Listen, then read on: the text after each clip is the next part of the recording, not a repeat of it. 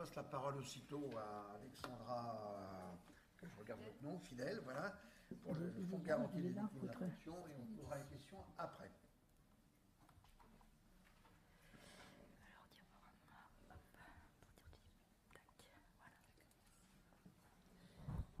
Bonjour, donc je vais vous exposer l'indemnisation des séquelles par le FGTI. Ce n'est pas une approche médicale, ce n'est pas une approche financière, ce sera l'approche du juriste, du technicien de la réparation du dommage corporel. Donc en premier lieu, je vais vous dire qui est le fonds garantie, quelle est son identité et ce qu'il sait sur le syndrome du bébé secoué, avant d'aborder les modalités d'indemnisation qui sont prévues par le législateur. Donc, le fonds de garantie a été créé initialement pour l'indemnisation des victimes des actes de terrorisme en 1986 et sa mission a été étendue à partir de la loi du 6 juillet 1990 à l'indemnisation des victimes d'infractions de droit commun devant la commission d'indemnisation des victimes d'infractions. Dans le slide exposé, j'attire votre attention sur le nombre de requêtes qui ont été enregistrées en 2016 et vous verrez un slide un peu plus loin que le nombre de dossiers concernant des victimes du syndrome du bébé secoué n'a absolument rien à voir avec ce chiffre-là. Donc, qui est le fonds garantie? Donc, le fonds garantie est une personne morale de droit privé. Il n'est pas un assureur, il n'est pas une émanation de l'État. Il est administré par un conseil d'administration qui a une composition un peu particulière. Donc, le président du conseil d'administration est un magistrat de la Cour de cassation. Il y a également des représentants de 4 ministères qui sont le ministère de l'économie, des finances, de la justice, de l'intérieur et des affaires sociales. Il y a aussi 3 personnes qui ont manifesté leur intérêt pour les victimes, dont des associations de victimes et un avocat de victimes, et un professionnel du secteur de l'assurance. Donc notre organisme est soumis au contrôle du ministère de l'économie et des finances et il est géré par le FGAO, qui est le Fonds de garantie des assurances obligatoires de dommages. Il est constitué d'une équipe de 312 collaborateurs, dont 160 sont des juristes chargés de l'indemnisation des victimes. Et parmi ces juristes, 11 sont des inspecteurs en charge des victimes les plus lourdement blessées. Le mode de financement du fonds de garantie, outre les sommes qu'il recouvre en tant que subrogé, provient de vous, de moi, de tous ceux qui ont un contrat d'assurance de biens. C'est un prélèvement qui est fait sur tous les contrats d'assurance. Et donc, ce mode de financement repose sur la solidarité nationale. Donc, que c'est le fonds garantie du syndrome des bébés secoués? Donc, quelques chiffres pour que vous situiez un peu notre activité. Vous verrez par rapport aux chiffres de tout à l'heure le nombre d'affaires nouvelles enregistrées depuis 2003, qui est relativement constant, mais il est faible. Donc, il est faible, donc plusieurs raisons à cela peuvent être imaginées. Certains enfants décèdent, donc ne laissent aucun ayant droit susceptible de présenter une réclamation. Certains enfants relèvent de l'aide sociale, sont pris en charge au titre de l'aide sociale. Donc aujourd'hui, aucune requête n'a encore été présentée, mais ils pourront le faire ultérieurement. Et puis il y a aussi minoritairement, mais tout de même, des enfants indemnisés par des assureurs lorsque l'auteur des dommages est une nourrice salariée et qu'elle peut bénéficier de la couverture de l'assurance de son employeur. Donc actuellement, nous avons 329 victimes en cours d'indemnisation au fonds garantie. Et pour rejoindre ce qui avait été dit précédemment au niveau médical, effectivement, 80% de nos victimes sont gravement blessées. Nos critères de gravité se situent au niveau du taux d'invalidité, qui est supérieur à 50%, ou un besoin d'aide humaine de 2 heures par jour. 20% des affaires en cours sont en deçà de ces critères, ou bien il s'agit d'enfants décédés dans les suites immédiates du secouement. L'âge moyen qu'on peut constater est de 4 mois dans les dossiers en cours et majoritairement il s'agit de garçons, à hauteur de 65% des victimes. Les auteurs de ces secouements sont 80% des membres de la famille, donc 58% sont des hommes, le père ou le concubin, la mère à hauteur de 22% et à hauteur de 20% des nourrices ou un gardien de l'enfant. 78% des dossiers concernent des auteurs identifiés et condamnés.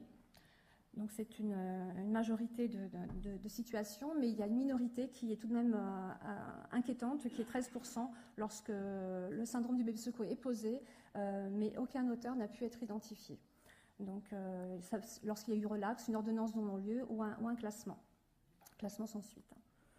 Donc, je ne reviendrai pas sur les condamnations, puisque tout à l'heure, il y avait un exposé sur la partie, le volet pénal des condamnations.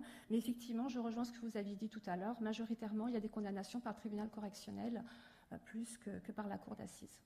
La cour d'assises, souvent, c'est quand il y a un décès. Et dans ce cas-là, effectivement, les faits sont qualifiés de faits criminels. Donc, les acteurs majeurs du système d'indemnisation prévu par le législateur, donc outre la victime et son avocat, donc il y a le fonds de garantie, le FGTI, et la commission d'indemnisation des victimes d'infraction. La commission d'indemnisation des victimes d'infraction est la juridiction qui a compétence exclusive pour indemniser les victimes. Et le FGTI ne peut régler que les indemnités qui sont allouées par cette commission. Donc, si des dommages d'intérêt sont alloués par une autre juridiction, par exemple la juridiction pénale ou tout autre, le FGTI ne pourra pas procéder au règlement de ces dommages d'intérêt. La victime devra déposer une requête devant la commission pour pouvoir être indemnisée. Donc, qui est la commission d'indemnisation? Donc, c'est une juridiction qui siège auprès de chaque tribunal de grande instance. C'est une juridiction autonome, donc elle apprécie le montant d'indemnité de manière autonome, quelles que soient d'autres décisions rendues. Elle est composée de 3 membres, un président, un assesseur magistrat et un assesseur qui n'est pas magistrat, mais qui a été désigné pour l'intérêt qu'il a manifesté pour les victimes. L'audience de la commission d'indemnisation se fait en présence d'un représentant du ministère public qui intervient oralement à l'audience ou par écrit sur la requête déposée. Le fonds garanti est une partie à cette instance, c'est-à-dire qu'il fait part de ses observations sur les demandes qui sont présentées et il peut exercer des voies de recours sur les décisions qui sont rendues.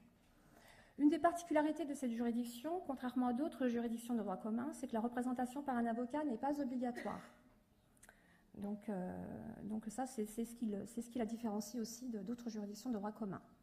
Donc le législateur a prévu 2 régimes d'indemnisation du dommage corporel par la CIVI, une réparation intégrale selon le droit commun qui est posé par l'article 706.3 du Code de procédure pénale lorsqu'il a été prescrit une ITT au sens pénal du terme supérieure ou égale à 1 mois, ou lorsqu'il subsiste des séquelles, ou bien encore lorsqu'il y a un décès. Lorsque ces 3 conditions peuvent être remplies, l'indemnisation se fait de manière intégrale. Il existe un autre type d'indemnisation qui est possible, sur lequel je ne m'attarderai pas puisque le propos d'aujourd'hui porte sur l'indemnisation des séquelles. Lorsque ces critères de gravité ne sont pas démontrés, il existe tout de même une réparation plafonnée, mais qui répond à certaines conditions restrictives. Donc avant d'aborder le processus d'indemnisation en lui-même, il y a des prérequis pour la recevabilité de la requête. Il faut que la victime ou son représentant démontre l'existence d'une infraction pénale à l'origine des séquelles. La victime ou son représentant légal doit agir dans un délai prévu par le législateur et une victime seule doit avoir la qualité pour agir ou sinon être représentée par un représentant légal. Alors la matérialité de l'infraction, on l'a un peu évoqué tout au long de la matinée, c'est la source de contentieux la plus fréquente sur des requêtes qui sont déposées. Donc ce que le législateur et la jurisprudence considèrent comme élément matériel de l'infraction, c'est l'intervention d'un tiers pouvant revêtir une qualification pénale. Donc un fait accidentel ne peut pas donner lieu à une indemnisation par la CIVI, ou alors une origine inconnue des lésions ne peut pas non plus donner lieu à une indemnisation par la CIVI. Donc lorsque l'auteur est connu et condamné, bien évidemment, la CIVI va admettre le principe du droit à indemnisation, puisque la matérialité de l'infraction soit admise par cette décision pénale.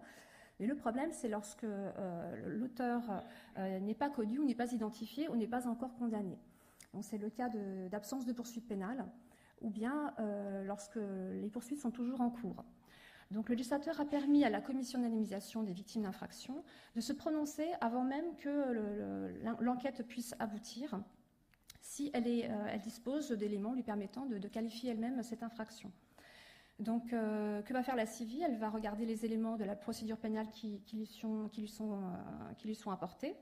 Donc ce que disait Maître Vernassière, d'où l'intérêt d'avoir un dossier le plus étayé possible au niveau de la procédure pénale.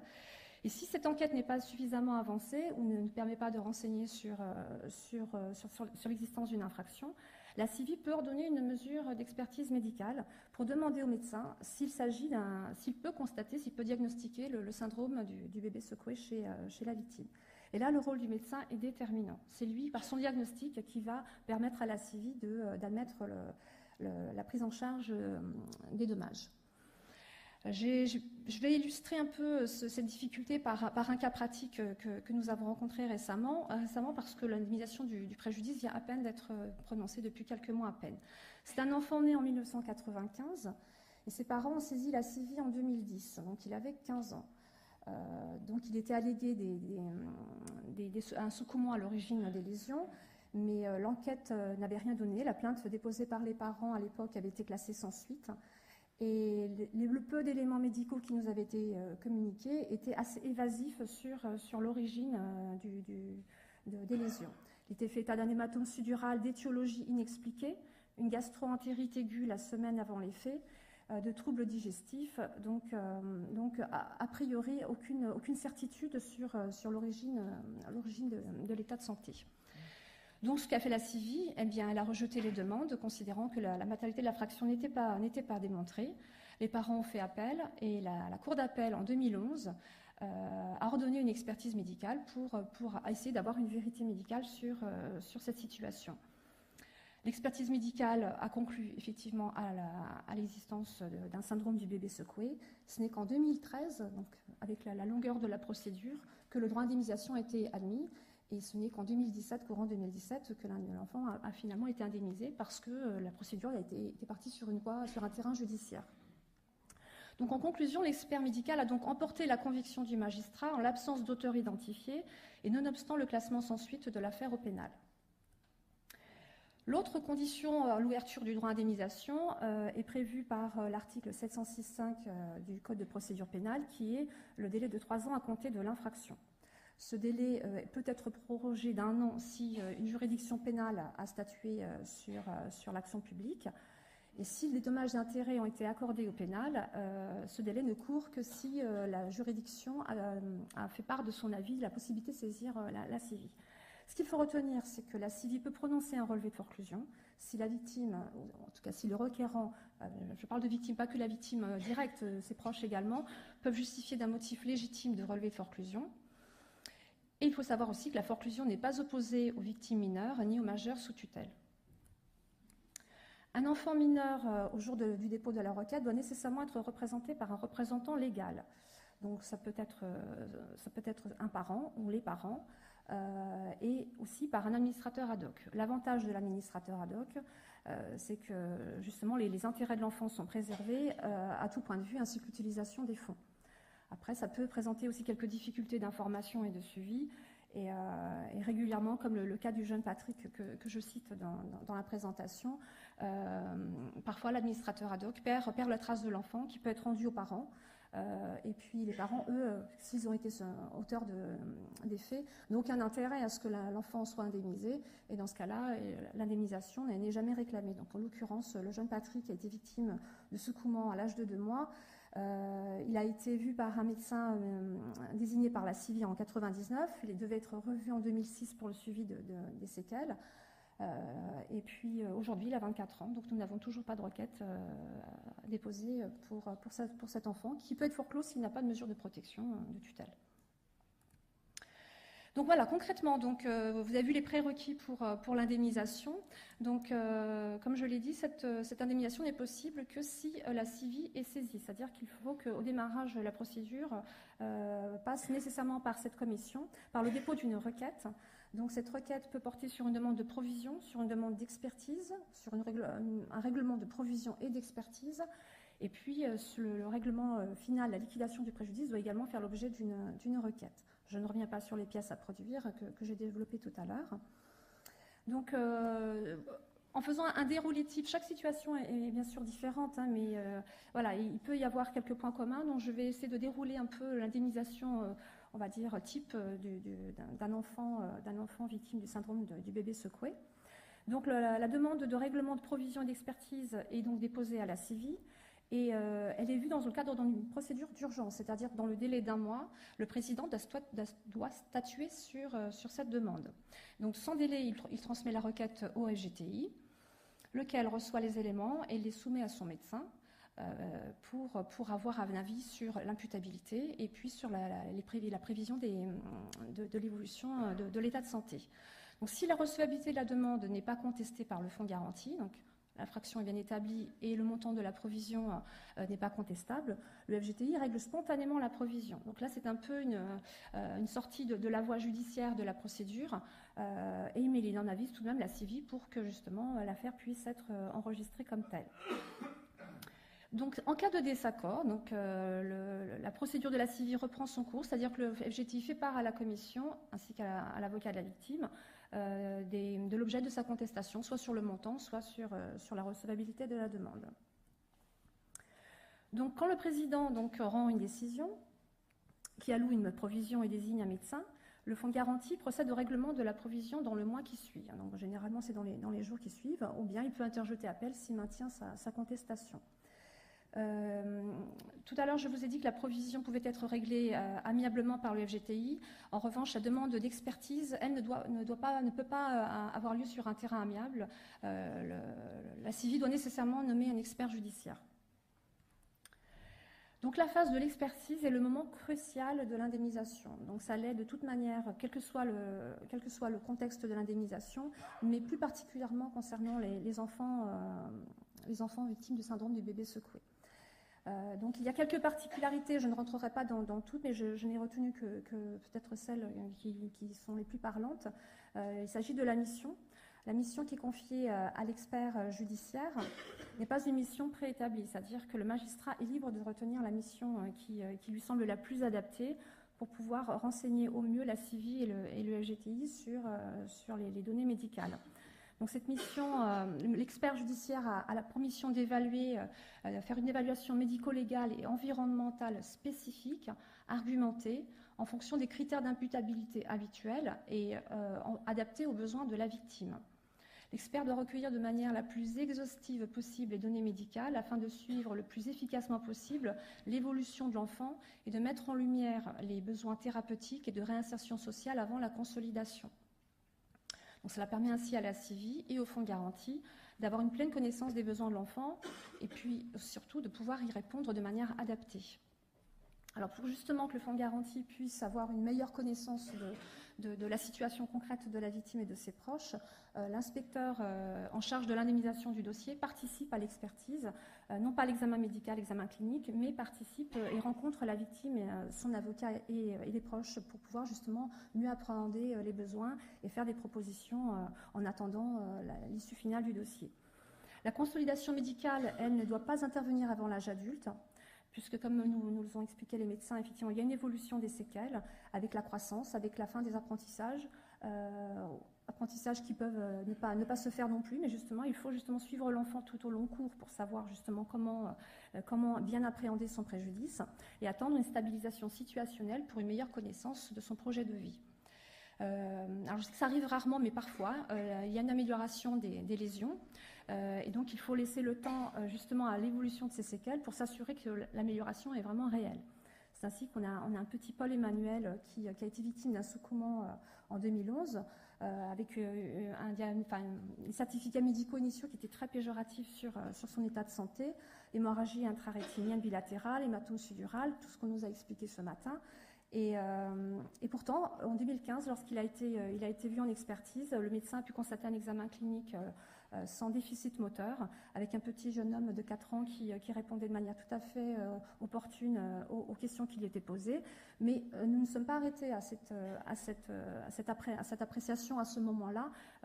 Il faut le revoir à l'âge de 6 ans et le suivre tout au long cours jusqu'à ce qu'il y ait une conciliation à l'âge adulte. Les besoins d'assistance par une tierce personne doivent être évalués in concreto, ça vaut pour tout type d'indemnisation, parce qu'il y a des enjeux humains et financiers considérables, mais plus particulièrement pour un enfant. Pour un adulte, habituellement, les besoins en aide humaine, jusqu'à la consolidation, évoluent, on va dire, en descendant. Pour un enfant, c'est l'inverse, c'est-à-dire qu'un enfant petit a besoin de toute façon de ses parents. Donc l'évaluation de l'aide humaine au départ ne portera que sur le surcroît d'activité de soins apportés à l'enfant par rapport à un enfant normal.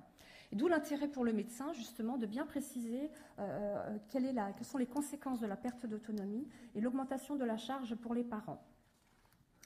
L'expert judiciaire doit également expliquer quelles sont les conditions de vie de l'enfant, parce que l'aide humaine ne sera pas évaluée de la même manière s'il est placé en institution, s'il est en famille d'accueil, ou s'il est au domicile des parents, en internat ou en externat, en IME, etc. Le rapport donc, du médecin est transmis par la CIVI aux parties, au Conseil de la victime et au Fonds de garantie. Et si ce rapport est provisoire, le report de la consolidation à l'âge adulte ne doit pas retarder la prise en compte des besoins de l'enfant. C'est-à-dire que l'indemnisation n'est pas suspendue en attendant la consolidation. Bien au contraire, durant toute cette phase anté-consolidation, il y a énormément de choses à faire, tant pour la rééducation de l'enfant et l'aider dans son évolution, que pour couvrir les besoins financiers. Donc une nouvelle demande peut être demandée et même doit être demandée par le Conseil de la victime pour permettre de couvrir les besoins à venir jusqu'à la prochaine expertise médicale. Donc pour pouvoir couvrir les besoins d'adaptation du logement, d'acquisition d'aide technique, d'adaptation d'un véhicule, d'adaptation du logement des parents en attendant de manière provisoire. Voilà, les besoins sont vastes et variés et donc cette provision doit permettre de couvrir ces besoins-là. Et nous avons pu constater que la modalité la plus adaptée pour couvrir ces besoins qui sont évolutifs dans le temps reste une rente provisoire qui est adaptée justement en attendant la consolidation. Donc cette première expertise prévoit la date à laquelle l'enfant devra être revu ultérieurement. Donc lorsque cette échéance arrive, il faut surtout veiller à ce que l'expertise ait lieu devant la commission d'indemnisation des victimes d'infraction, c'est-à-dire qu'elle soit demandée à la CIVI, parce que présenter une expertise qui a été réalisée dans le cadre d'une autre procédure risque de susciter du contentieux et si notre médecin conseil considère qu'il y a des éléments médicaux qui ne sont pas suffisamment clairs ou contestables, risque d'amener le fonds de garantie à demander une nouvelle expertise devant la CIVI, donc ça vient alourdir l'indemnisation. Donc quand on se place au jour de la consolidation, lorsque le rapport peut être définitif, donc ça veut dire que l'état de l'enfant est stabilisé, est consolidé, et dans ce cas-là, tous les postes de préjudice sont fixés en droit commun. Donc c'est une réparation intégrale selon la nomenclature d'un TIAC que tout le monde connaît bien. Si la consolidation situationnelle n'est pas non plus acquise, mais elle ne l'est que médicalement, il peut y avoir dans ce cas-là une finalisation du projet de vie de la victime et un report de la liquidation de certains postes de préjudice, comme l'adaptation d'un logement personnel ou le projet d'insertion professionnelle, lorsque cela pourra se faire. Dans la phase finale du processus d'indemnisation, la victime ou son conseil transmet la requête à la CIVI, qui fait suivre au fonds de garantie avec les pièces justificatives. Et donc, dans ce cas-là, le fonds de garantie prend contact avec la victime, le conseil de la victime, pour engager une phase de négociation pour parvenir à un accord sur l'ensemble des postes de préjudice. Donc, c'est une réparation intégrale du préjudice. Mais qui ne souffre pas d'une double indemnisation, c'est-à-dire qu'il faut vraiment tenir compte de toutes les sommes et prestations que la victime peut percevoir par ailleurs pour pouvoir être indemnisée par le fonds de garantie sur certains postes de préjudice. Je parle notamment des frais, par exemple. L'acquisition d'un fauteuil roulant implique la participation du tiers payeur, la sécurité sociale, la mutuelle. Le FGTI n'interviendra qu'en complément des dépenses à ce titre. En revanche, les souffrances endurées, qui sont quantifiées par un médecin, bien évidemment, s'il n'y a pas d'indemnisation par un assureur, le fonds de garantie interviendra intégralement. Donc cette offre du fonds de garantie qui est très rapide en principe dans les 2 mois de la date du dossier complet peut faire l'objet d'un accord avec l'avocat qui se formalise par un constat d'accord et qui est soumis pour homologation à la CIVI. Donc, vous voyez, on revient devant la procédure judiciaire mais pour homologation de l'accord des parties. L'accord du juge tutelle est demandé lorsque la victime est sous tutelle. Et puis, lorsque les parties n'arrivent pas à s'entendre sur la liquidation du préjudice, dans ce cas-là, l'affaire revient, je dirais, devant la CIVI, qui tranche comme une juridiction classique. Et dans ce cas-là, la liquidation se fait de manière judiciaire. Donc là, il y a échange de conclusions entre les parties, etc. Lorsque la CIVI rend sa décision, elle la notifie aux parties et au fonds de garantie. À partir de cette notification de décision, le FGTI procède au règlement des sommes allouées. Ces sommes allouées sont la plupart du temps allouées en capital, et sauf le poste tierce personne qui est fait sous forme de rente, justement pour rente souvent qui est majorée, qui est revalorisée légalement pour pouvoir faire face justement à l'augmentation du coût de la vie. Le fonds de garantie est subrogé dans les droits de la victime, c'est-à-dire que tout règlement que le fonds de garantie effectue au profit de la victime, il dispose d'un recours contre l'auteur des faits. Donc l'auteur des faits peut être un parent ou les 2 parents. ou ça peut également être un tiers, c'est-à-dire un assureur d'une nourrice, ou alors un établissement hospitalier s'il y a un retard dans le diagnostic qui a pu aggraver les lésions. Donc en conclusion, ce qu'il conviendrait d'améliorer dans le processus d'indemnisation, l'idéal d'une indemnisation n'est pas forcément judiciaire, aussi élevé soit le quantum alloué par le juge. On constate que ce n'est pas forcément une indemnisation satisfaisante s'il n'y a pas de dialogue possible entre celui qui indemnise et le demandeur. Donc l'idéal est de privilégier la solution amiable de l'indemnisation. Et donc par ce biais-là, dès l'ouverture, dès la saisine de la CIVI, fournir à la CIVI les éléments les plus complets sur la procédure pénale, sur l'historique médical, et que les expertises médicales puissent être opposables au FGTI pour qu'ils puissent avoir une meilleure connaissance de la situation de la victime et apporter la réponse adaptée aux besoins de l'enfant dans l'attente de la consolidation médicale et après, et éviter des contestations qui ne devraient pas avoir lieu. Voilà, je vous remercie.